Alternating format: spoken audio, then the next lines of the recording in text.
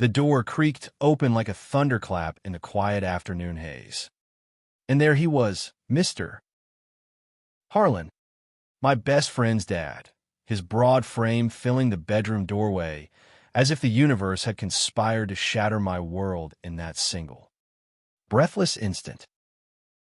I stood there, frozen, towel slipping from my fingers to the hardwood floor, my skin still damp from the shower, heart slamming against my ribs like it was trying to escape the betrayal of my own body.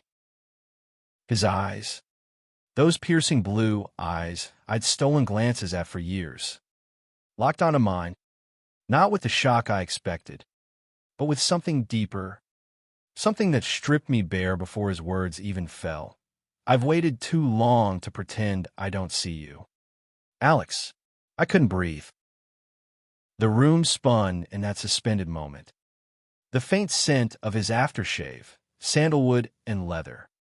The kind that lingered in the hallways of our old high school where he taught history, mixing with the steam still curling from the bathroom. Ethan, my best friend since we were kids trading baseball cards in his backyard under the sprawling oak tree, was downstairs blasting video games, oblivious to the bomb detonating above. I'd crashed at their place after a late study session at the community college in this sleepy Seattle suburb, the kind of neighborhood where picket fences hid the real stories, the ones whispered over backyard barbecues about who left whom and why the light stayed on late. But this was no whispered rumor. This was me, exposed, vulnerable, the secret I'd buried under layers of bro hugs and late-night confessions about girls neither of us chased. Mr. Harlan David, though I'd never dared call him that, didn't back away. He stepped in, closing the door with a soft click that echoed like finality, his gaze tracing the lines of my shoulders, my chest rising and falling too fast, as if he were memorizing a map he'd only dreamed of exploring. At 45, he carried the weight of loss with a quiet grace, widowed 5 years now, since the accident that took his wife on that rain-slicked I-5 stretch, leaving him to raise Ethan alone in this 2-story haven of faded family photos and half-finished puzzles. He was the rock of our circle, coaching Little League, grading papers with that firm but fair red pen, always the one to offer a steady hand when life veered off course. And me, Alex Rivera, 22, drifting through community college courses on graphic design, working weekends at the local coffee shop, slinging lattes to tech bros commuting to the city, with a sketchbook full of faces I never showed anyone, least of all the ones staring back at me now. "I've seen the way you look at me," he said, his voice low, gravel rough from years of lecturing on the American Revolution, but laced with a tremor that betrayed the man beneath the teacher. At barbecues, during Ethan's games. You think I don't notice? God, Alex, you're like a storm I can't outrun. He took another step, close enough that I could see the faint stubble shadowing his jaw, the way his shirt clung to the breadth of his chest from the summer humidity seeping through the windows. My mouth went dry, words tangling in my throat. Apologies? Denials? The truth I'd choked down since I was 18. Realizing in the dim glow of their garage that the ache in my gut wasn't for Ethan, but for the shadow moving behind the workbench, fixing a bike chain with hands that could rebuild worlds. I snatched the towel from the floor, wrapping it around my waist like armor. But it was futile. The air between us crackled, charged with the forbidden electricity of what-ifs I'd sketched in secret margins. Mr. Harlan David, I didn't mean. Ethan, his name was my shield, my curse, the unbreakable bond that tethered me here, to this house of laughter and loss, where I'd spent summers cannonballing into their pool, Winters huddled by the fireplace, sharing ghost stories that now felt prophetic.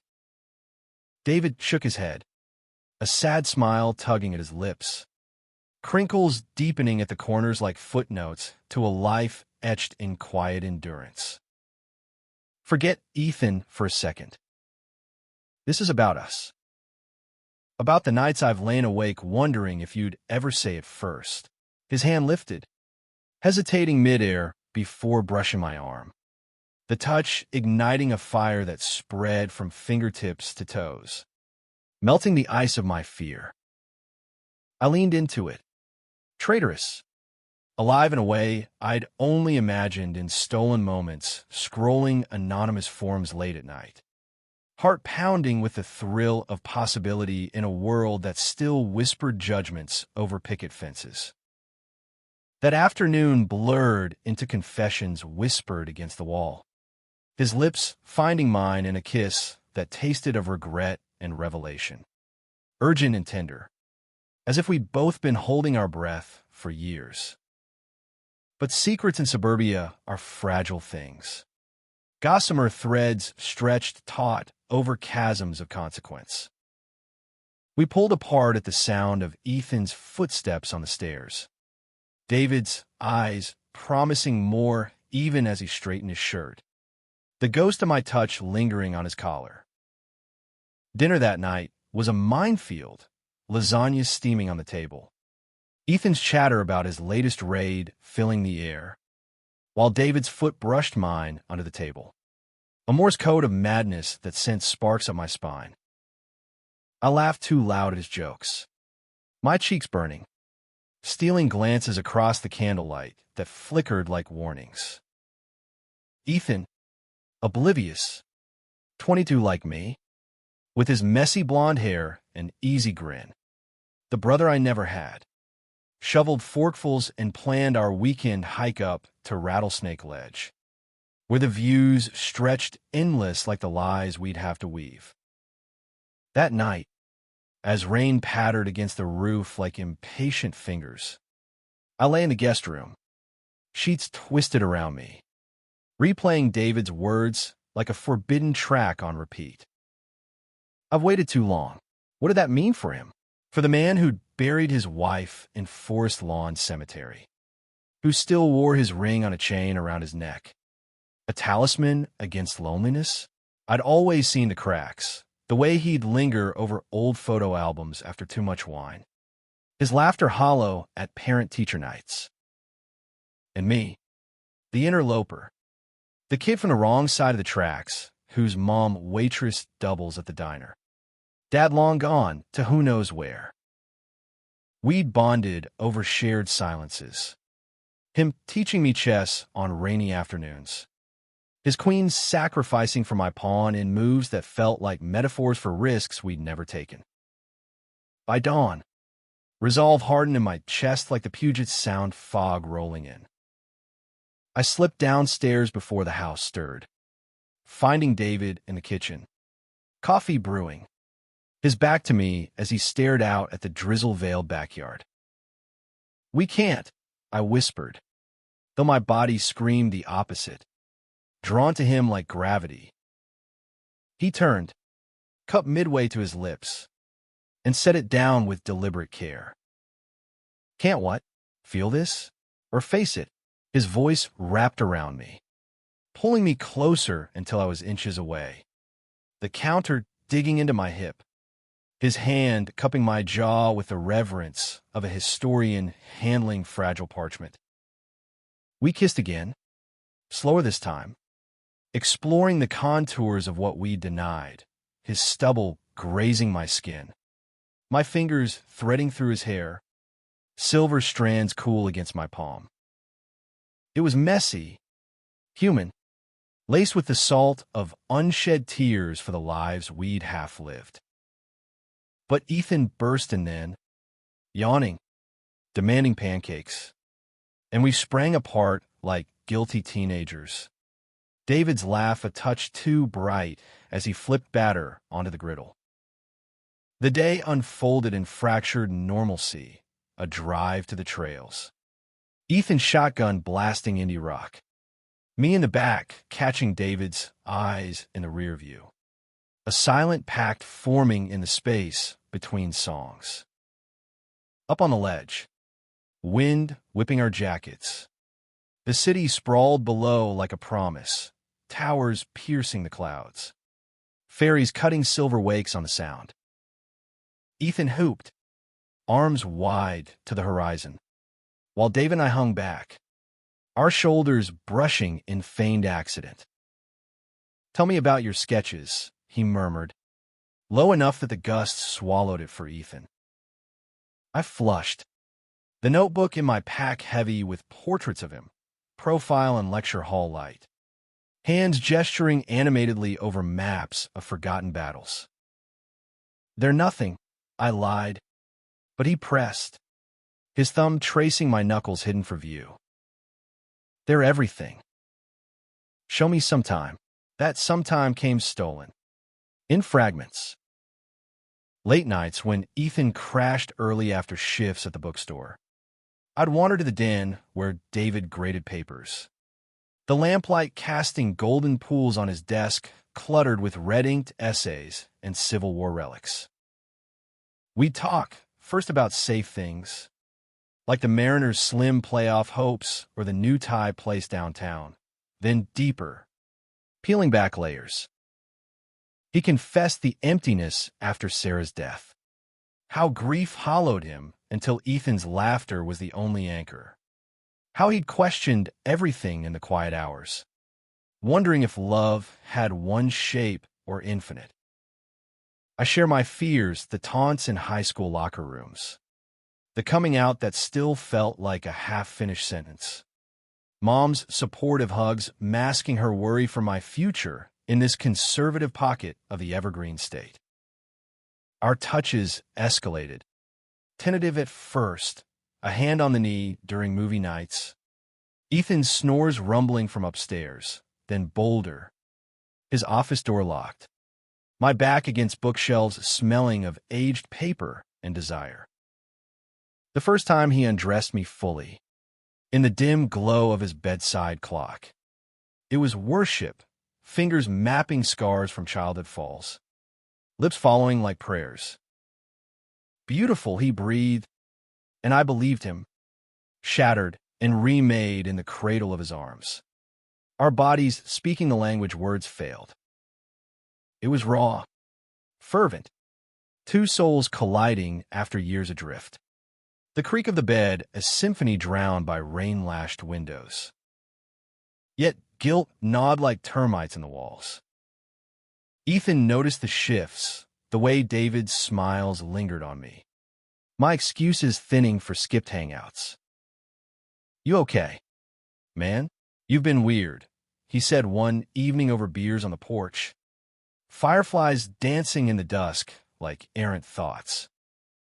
I nodded too vigorously, clinking bottles, the lie bitter on my tongue.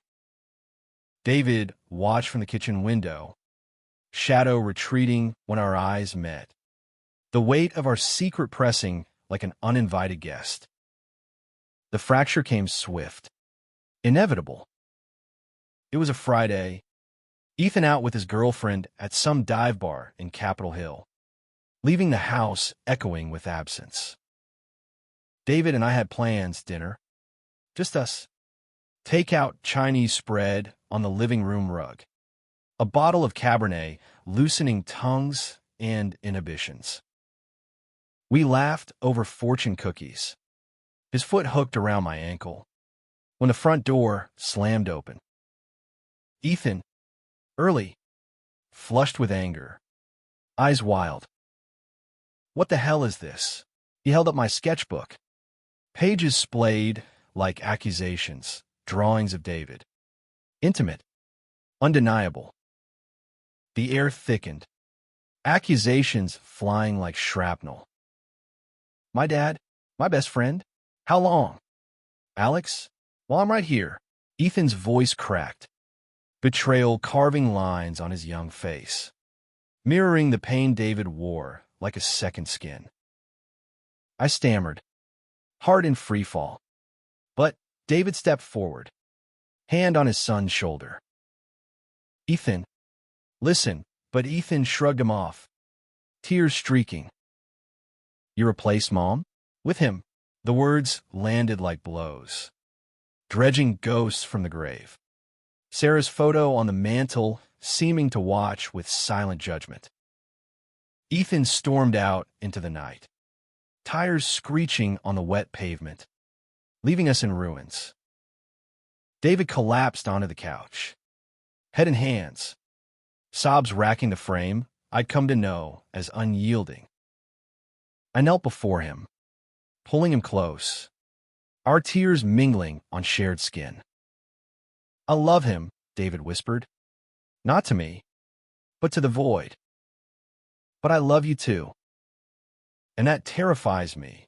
We held each other through the storm, thunder rumbling like unresolved chords, vowing to mend what we'd frayed. Days blurred into a tense standoff. Ethan ghosted us. Texts unread. Shifts overlapping to avoid home. I moved back to my tiny apartment above the coffee shop, the space claustrophobic without David's voice filling it.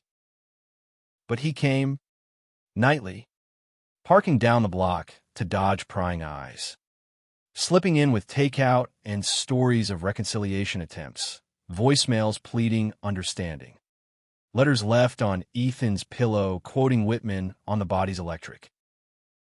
He'll come around, David said one night, as we lay tangled in my narrow bed, city lights painting stripes on our skin. Family bends. Doesn't break. I wasn't so sure. My own fractures surfaced, Mom calling, sensing the strain, her voice thick with unspoken fears for her brave boy, navigating a world still learning love shapes. Sketches piled up, darker now, strokes of charcoal capturing the ache. Yet in David's arms, hope flickered, a candle against the gale. We explored Seattle's hidden corners, Pike Place under dawn's hush, stealing kisses amid fishmongers' calls, Gasworks Park at twilight, silhouettes against the Space Needle, hands clasped defying dusk's chill. The turning point arrived unannounced. A rainy Tuesday when Ethan showed at my door, soaked, eyes red-rimmed. I hate this. I hate you both for making me choose. He collapsed inside, words tumbling, the anger at betrayal, the grief for a father he'd idolized, the fear of losing his anchor. We talked raw, unfiltered, me owning my deception, him venting the sting of exclusion.